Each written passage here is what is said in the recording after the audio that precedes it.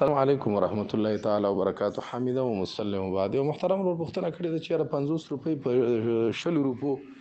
سړی اخیستی شي یا خرڅوي شي او کنه. جناب محترمه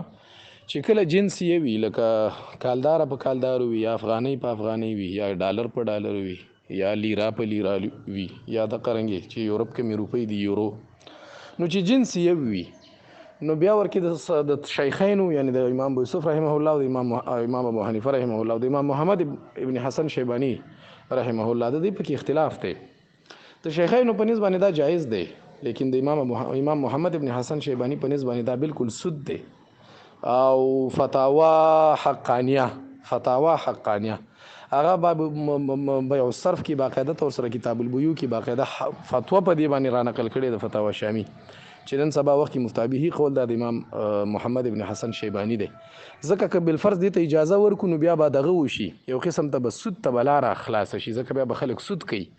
عام طور سره به یو بل ته قرضونه نه ورکوي، که ورکوي ورته به وایي چې هلکه نوټ په نوټ باندې قرضونه درکوو، نو قرضونو کې به بیا خلک سود شروع کړي، نو سود ته به یوه لاره خلاصه شي. احسن الفتاوا کې په دې باندې سم بحث کړی دی، خو خلاصه د بحث دا ده چې بالکل په دې کې دا به تبدیلی جایز ځکه نه ده په فتوا په قول د امام محمد ابن حسن شیبانی په نسبت باندې دا وجه صرف هم دغه ښودلې ده چې سود چونکې ډیر انتهایی خطرناک عمل دی، د الله ډیر ناخوښه عمل دی، ځکه یو روپۍ داسې ده لکه سړی چې د مور سره نعوذ بالله زنا کوي او دا شی سود ته لاره خلاصول دي، نو د دې وجې نه 50 روپۍ په 100 روپۍ نشي اخیستی. السلام علیکم ورحمت الله وبرکاته.